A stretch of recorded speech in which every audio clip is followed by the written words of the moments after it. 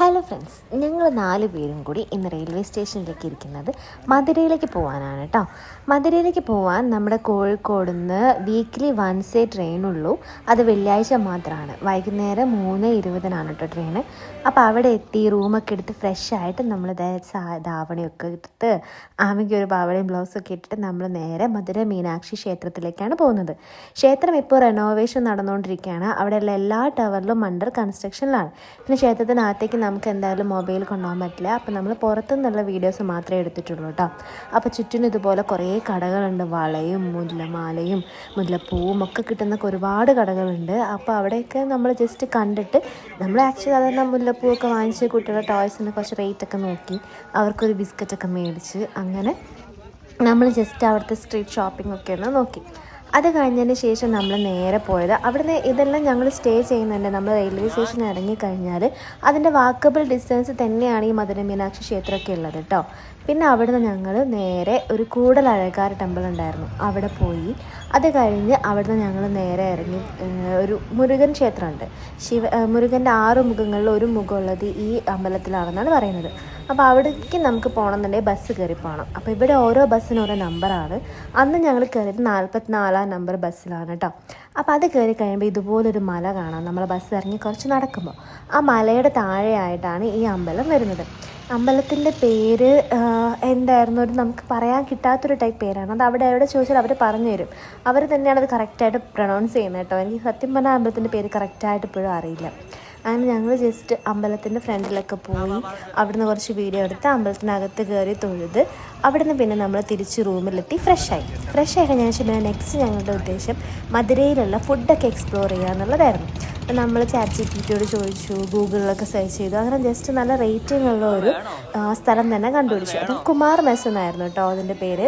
അങ്ങനെ കുമാർ മെസ്സിൽ കയറി അവിടെ മധുര സ്പെഷ്യൽ എന്ന് പറയുന്ന മട്ടൻ ബിരിയാണി, മട്ടൻ കറി ദോശ, പിന്നെ മട്ടൻ ചുക്ക, ഫുൾ മട്ടൻ വെറൈറ്റിയാണ് അവിടെ സ്പെഷ്യലായിട്ടുണ്ടായിരുന്നത്. അപ്പോൾ നമ്മളിത് 3 ഓർഡർ ചെയ്ത് കൂടിയൊരു പൊറോട്ടയും കൂടെ പറഞ്ഞു. ബൺ പൊറോട്ട കഴിക്കണമെന്നുണ്ടായിരുന്നു. അത് ഈവനിങ് പുറത്ത് സ്ട്രീറ്റ് ഫുഡ് എവിടെയെങ്കിലും സ്ട്രീറ്റിലായിട്ട് പോയിട്ട് എക്സ്പ്ലോർ ചെയ്യാമെന്നാണ് വിചാരിച്ചത്. അപ്പോൾ നമ്മൾ അവിടുന്ന് മട്ടൻ ബിരിയാണിയും മട്ടൻ ചുക്കയും പിന്നെ നമ്മുടെ മട്ടൻ കറി ദോശയും കൂടെ ഓർഡർ ചെയ്തു. അപ്പോൾ ഇതൊക്കെ വന്നു. സംഭവം നല്ല ടേസ്റ്റ് ഉണ്ടായിരുന്നു. മട്ടൻ ബിരിയാണിയൊക്കെ നല്ല ടേസ്റ്റ് ഉണ്ടായിരുന്നു. കുട്ടികൾക്കും എല്ലാവർക്കും ഇഷ്ടപ്പെട്ടു. പിന്നെ മട്ടൻ കറി ദോശ എന്ന് പറയുന്നത് ഈ ദോശയ്ക്കകത്ത് മട്ടൻ്റെ ഗ്രേവി വെച്ചിട്ട് അതിങ്ങനെ ഒന്ന് ഫ്രൈ ചെയ്തെടുത്ത പോലെയാണ്. അപ്പം മുകൾ ഭാഗം കുറച്ച് കരിഞ്ഞ പോലെ ഉണ്ടായിരുന്നു.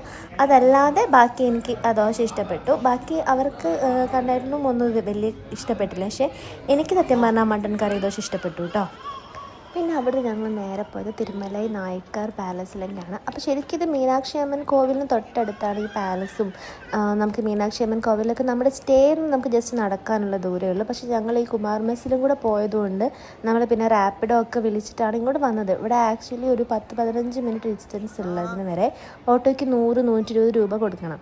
പഴയുന്നിടത്തോളം നമ്മൾ നടക്കുക അല്ലെങ്കിൽ ലോക്കൽ ട്രാൻസ്പോർട്ടേഷൻ ഷെയർ ഓട്ടോ ബസ്സൊക്കെ ആക്സസ് ചെയ്യുന്നതാണ് ഏറ്റവും ബെറ്റർ. അതാകുമ്പോൾ അത്ര റേറ്റ് നമുക്ക് ഉണ്ടാവില്ല. കുറച്ചുകൂടി പൈസ കുറച്ച് നമുക്കിങ്ങനെ ട്രാവൽ ചെയ്യാൻ പറ്റും.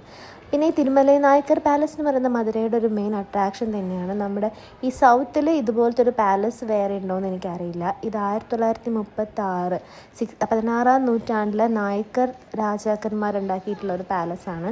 അപ്പോൾ അതിൻ്റെ ആർച്ചും ഒക്കെ നല്ല ഭംഗിയുണ്ട്. ശരിക്കും ഒരു റോമൻ ആർക്കിടെക്ചർ പോലെ ഉണ്ട് ഇത് ശരിക്കും കാണാം. അപ്പോൾ നല്ല ഭംഗിയുണ്ടായിരുന്നു. അപ്പോൾ ശരിക്കും ഇതുപോലൊരു സൗത്ത് ഇന്ത്യയിൽ ഇങ്ങനത്തെ ഒരു ആർക്കിടെക്ചേഴ്സ് വേറെ പ്ലേസിൽ എവിടെയും ഉണ്ടോയെന്ന് എനിക്കറിയില്ല. ഉണ്ടെങ്കിൽ താഴെ കമൻറ്റ് ചെയ്യണം കേട്ടോ.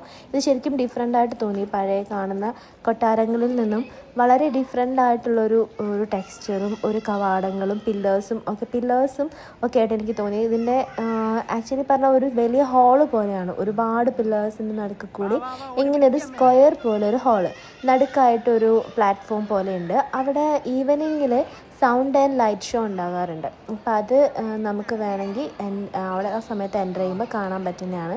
ഒരാൾക്ക് ടിക്കറ്റ് ചാർജ് വരുന്നത് 20 രൂപയാണ് അഡൽറ്റിന്. കുട്ടികൾക്ക് വേറെ ചാർജ് ഇല്ല കേട്ടോ. അപ്പോൾ നായക രാജാക്കന്മാരുടെ സിംഹാസനമൊക്കെ അവിടെ ഉണ്ടായിരുന്നു.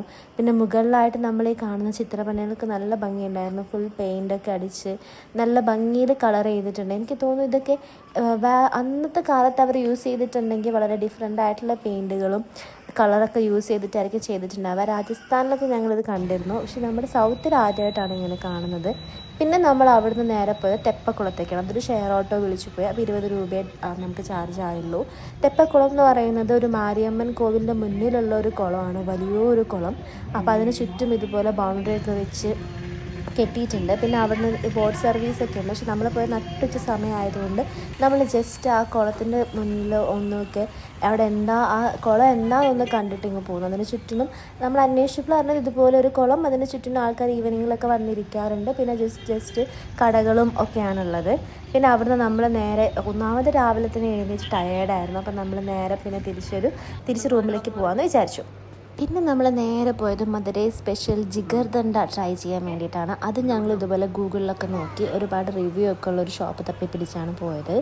അത് മധുരൈ ഫേമസ് LLP ജിഗർദണ്ഡ 1979 മുതലുള്ള എന്തൊരു ഷോപ്പാണ്. അപ്പോൾ അതും ഇതുപോലെ ഞങ്ങളുടെ സ്റ്റേയുടെ തൊട്ടടുത്തായിരുന്നു, വാക്കബിൾ ഡിസ്റ്റൻസ് ആയിരുന്നു. അപ്പോൾ അത് ഞങ്ങൾ നടന്നു പോയി. അവിടുന്ന് കുറച്ചടുത്ത് തന്നെ ഞങ്ങൾ സ്റ്റേ വരുന്നത്. അപ്പോൾ നമ്മളതിൽ 2 ടൈപ്പ് ജിഗർദണ്ഡ ട്രൈ ചെയ്തു. അതൊന്ന് ബസന്തി എന്ന് പറയുന്ന, അതൊരു ബാസന്നി അങ്ങനെ എന്തോ ഒരു പേരാണത്, ശരിക്കും ബീ വെച്ചിട്ട് എന്തോ ഒരു പേരാണ്. അതെന്ന് പറയുന്നത് നമ്മൾ ഈ പാല് കുറേ പ്രാവശ്യം കുറുക്കി വരുന്ന ഒരു ഇതുണ്ടല്ലോ, അത് യൂസ് ചെയ്തിട്ടാണ് ചെയ്യുന്നത്. പിന്നെ അതിൻ്റെ കൂടെ ഐസ്ക്രീമും നട്ട്സും ഒക്കെ ഇട്ടിട്ട് പിന്നെ കുറച്ച് കളറൊക്കെ ആഡ് ചെയ്ത്, ശരിക്കും പറഞ്ഞാൽ അത് പാലടയുടെ ടേസ്റ്റ് ആട്ടോ എനിക്ക് തോന്നിയത്. ജിഗർദണ്ഡ രസമുണ്ട്, എനിക്ക് ഇഷ്ടപ്പെട്ട്. വേറൊരു വെറൈറ്റി ഓഫ് കൂൾ ഡ്രിങ്ക് പോലെ നമ്മുടെ നാട്ടിലൊന്നും കിട്ടാത്ത ഒരു വെറൈറ്റി അതിനുണ്ടായിരുന്നു. ഈ മലായി എന്ന് പറയില്ലേ, അതുപോലത്തെ ഒരു സാധനമാണെന്ന് തോന്നുന്നത്. പിന്നെ നമ്മൾ ഫേമസ് ആയിട്ടുള്ള ബൺ പൊറോട്ട ട്രൈ ചെയ്യാൻ നമ്മൾ സ്റ്റേയുടെ തൊട്ടടുത്ത് തന്നെ നമ്മൾ റൂമിലൊന്ന് വന്ന് ജസ്റ്റ് ഒന്ന് റിലാക്സ് ചെയ്തിട്ട് പിന്നെ നമ്മൾ വീണ്ടും സ്ട്രീറ്റിലേക്ക് ഇറങ്ങി ഈ ബൺ പൊറോട്ട ട്രൈ ചെയ്യാൻ വേണ്ടി ഇറങ്ങി കേട്ടോ. ബൺ പൊറോട്ട അവിടെ എല്ലാ സ്ട്രീറ്റിലും കിട്ടും. ഫേമസ് ബൺ പൊറോട്ട ഷോപ്പൊക്കെ അടിച്ചപ്പോൾ കുറച്ച് ഡിസ്റ്റൻസ് ഇടുമ്പോൾ നമുക്ക് ഇനിയും കുറേ കറങ്ങാൻ വയ്യാത്തതുകൊണ്ട് നമ്മൾ അവിടെ നിന്ന് തന്നെ അത് ട്രൈ ചെയ്തു. രസമുണ്ടായിരുന്നു. അതിൻ്റെ കൂടെ ഒരു 65 കൂടെ ട്രൈ ചെയ്തു കേട്ടോ. പിന്നെ നമ്മളൊരു ഹോട്ട് ഹലുവ കൂടെ വാങ്ങാൻ പോയി. പ്രേം വിലാസ് എന്നാണത് വാങ്ങിയത്. അതിൻ്റെ വീഡിയോ ആഡ് ചെയ്തിട്ടില്ലേ. അപ്പോൾ നമ്മൾ പോയ കടയൊക്കെ ഇതിൽ കൊടുത്തിട്ടുണ്ട് കേട്ടോ.